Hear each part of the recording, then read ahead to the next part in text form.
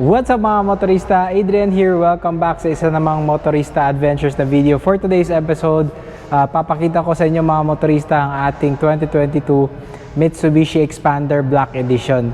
So, I haven't reviewed the Black Edition yet. So, ito na yung chance ko na makita and ma-first impressions review ko siya. So, ibibigay ko sa video na to yung specs and features nitong Black Edition mga motorista. At the end of the video, I'll give you the pricing as well. So, if you are interested in this car, tara, simulan natin ang ating video.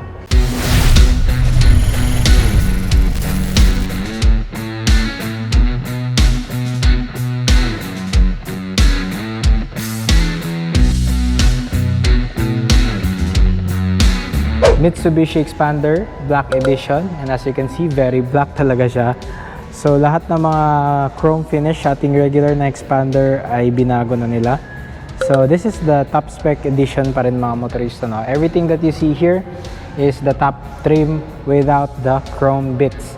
So ayan, so bigyan ko kayo ng mga onting specs. So dito sa kanyang harap, it looks really modern pa din siya, no? Even though meron na tayong all new model na nirelease na ni Mitsubishi, pero I mean, look at that face, no? Very modern and parang updated pa rin siya. Now, dito sa ating Xpander, we have this LED position lights dito. And on the side, makikita din natin mga motorista na naka full LED headlights na siya and bulb type yung ating turn signal lights. So, ito is just position light, hindi siya DRL. Sa all new model is DRLs na daw to. Sabi dun sa mga media, no? Dun sa ibang channels. Now, dito sa kanyang harap, you have the dynamic shield design pa rin. And you have your fog lights, no, on the bottom, and rugged siyang tignan, and you have the Mitsubishi logo dito. Ayan, naka-chrome pa din yung Mitsubishi logo natin. Okay, and kung titignan mo siya sa side, no, looks really good. Mataas yung floating type design niya dun sa likod, so looks like an SUV talaga siya. Now dito sa ating wheels, again, alloy wheels, blacked out pa rin. And yung ating tires nito is Bridgestone Ecopia. And yung ating tire size mga motorista is 205 by 55 R16. Yung ating brakes is ventilated and McPherson struts dito. So unibody construction kasi siya. So McPherson struts yung kanyang suspension. Now moving on to side, yung ating side mirrors. This side mirror has LED indicators din. And then it will auto fold. Saka meron tayong button here for your smart entry. Dito sa likod, drum brakes tayo and torsion beam setup siya.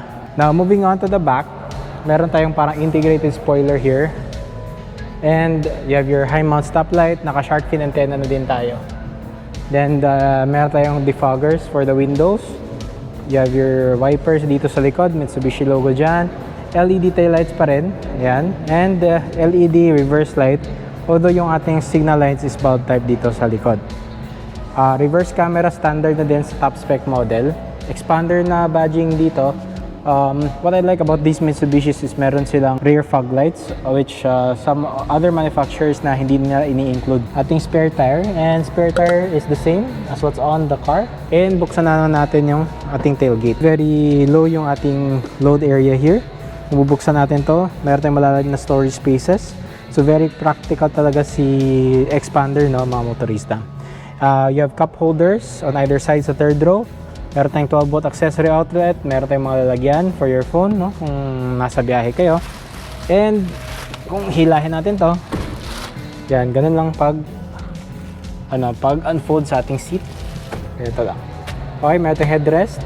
And hilahin nyo lang to para ma-fold siya sa taas. Very similar kind of mechanism dun sa ating Toyota Avance, ano? And yung kagandahan dito is it really reclines. Ganun talaga. Diba? Yan yung max recline niya. So, ito yung standard, tas lahin mo pa. Yan. Super recline. So, okay naman. Tignan natin yung ating engine. Okay. So, ayan mga motorista, yung engine ng ating Xpander. So, yung engine natin is, yung model number is 4AN1. 1.5 liter inline 4, double overhead cam, 16 valve with MyVec. So electronic controlled multi-point fuel injection to, and it is equipped with engine push to start system. Displacement nitong engine mga motorista is 1499cc. Max output nito is 103 103 horsepower at 6,000 RPM. And torque natin is 141 Newton meters at 4,000 RPM.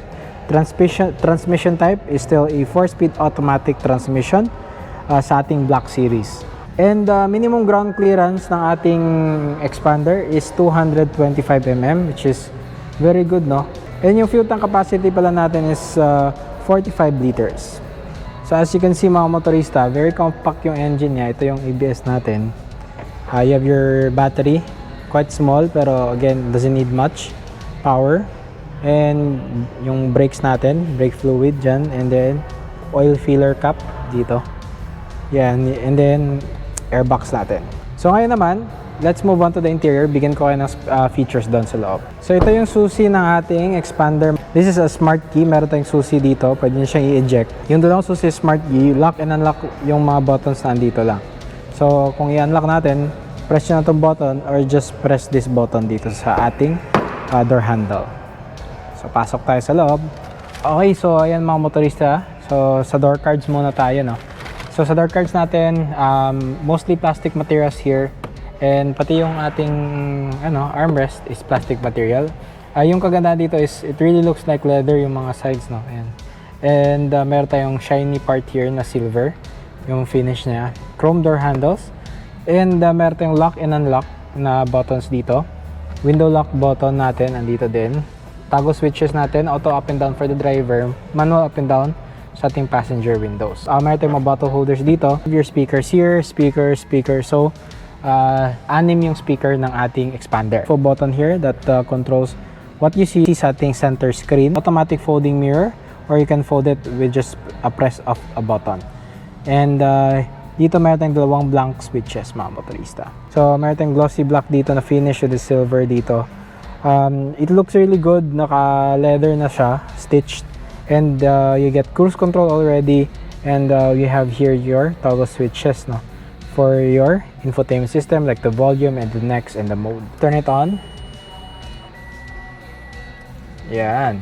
Turn on the lights, fog light, and then rear fog light. Ayan. And then high beam, hazard. Okay. So, let's see. Dito sa likod, ito yung forma, yung LED natin kapag gabi mga motorista. No? Looks really, really good. Yan. And you have your fog light. Dito sa harap, ito yung LED position lights natin.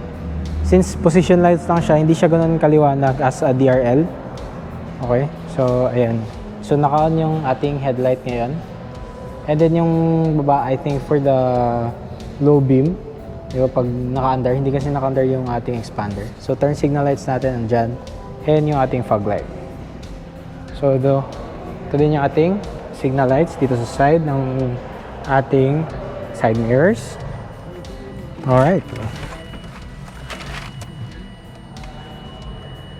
Okay, so ito yung ating wait lang. Okay mga motorista, ito yung ating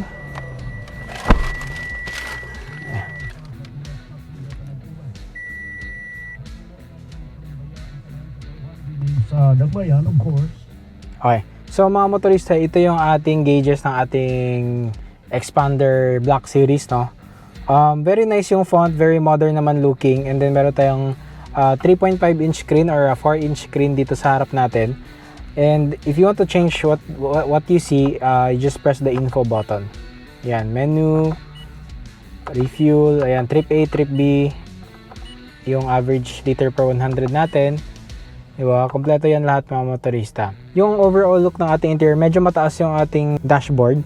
Unlike sa Toyota Avanza na medyo mas mababa siya dito. But yung ating seat naman is height adjustable. No, unlike the Avanza G na wala tayong adjustment. For the infotainment system, I don't know if this is Apple CarPlay or Android Auto. I'll let you know mga motorista. But meron siyang EasyLink function. And this is a 7-inch touchscreen display. So medyo behind lang to sa ating mga competitors, no, in terms of the screen size and the way that it displays the radio, multimedia, navigation, ganun. So parang medyo dated yung look niya. Okay? Works fine and ano siya, responsive naman sa touch mo. Wala tayong physical buttons dito. Lahat ng ito is just parang touch type siya. And wala siyang feedback. Okay? So, yan yung ating infotainment system. Hazard light andito sa middle ng ating vents. You have your engine push to start button dito. And yung ating steering wheel naman is adjustable, no? Tilt and telescope siya. Manual aircon controls yung ating expander na Black Series, hindi siya digital. You have your buttons here for your defogger, your recirculation na button, AC on and off button, dito siya. So, meron tayong aux and USB port dito sa ilalim and your 12-volt accessory outlet. Meron tayong lalagyan dito sa ilalim, no, for sa mga gamit. Malit lang siya, hindi mag-fit yung phone mo. But you can close it, no, kung meron ka itatago, like your remote, ganun. Yung transmission natin is automatic 4-speed transmission with overdrive button and then meron siyang low mode. Handbrake, medyo may kalakihan yung ating handbrake mga motorista. And traditional handbrake siya. Ito dito ang cup holders and wala tayong armrest. Now, Mitsubishi fixed this sa ating 2022 na expander. So, meron tayong armrest doon. Pero here, wala pa tayong armrest. No? Kasi this is the outgoing model, no? Pero again, it still looks really good outside and inside. Center box, yan, malalim siya. And meron tayong 12-volt outlet dito.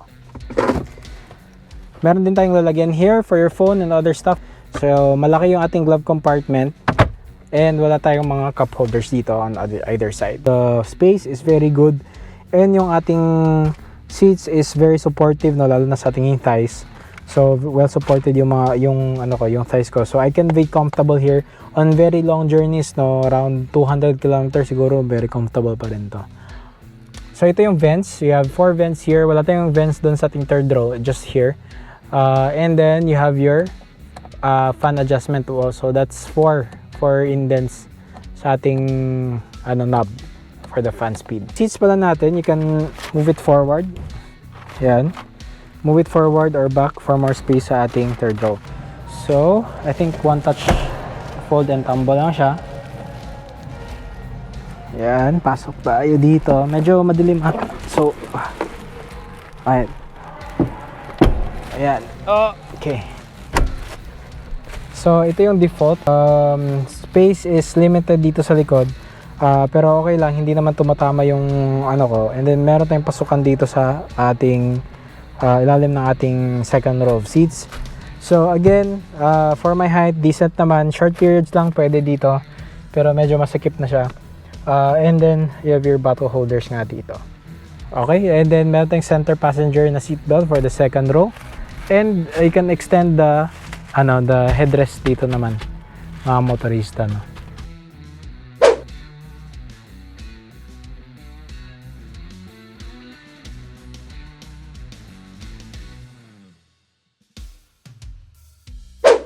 Yung price ng ating Expander Black Series is 1,138,000 Philippine pesos. If you are interested in this vehicle, mga motorista, do comment below and lalagay ko din yung number sa ating sales professional dito sa Mitsubishi Cagayan de Oro. And bago pala yung kanilang showroom, mga motorista. So, located sila dito sa May Bulwa, Cagayan de Oro City. Okay? What do you think sa kanyang forma? Would you still buy this one if meron na tayong updated expander? Just for the looks, no? So, if you want the stealthy looks, Black Series, di ba? Poging-pogi. Maraming salamat, no, sa pagsubaybay sa ating channel. Don't forget to hit the like button, subscribe. Click that notification bell for more videos on this channel. Once again, this is Adrian. You're watching Motorista Adventures and I'll see you on the next episode. Bye-bye, mga motorista. See you.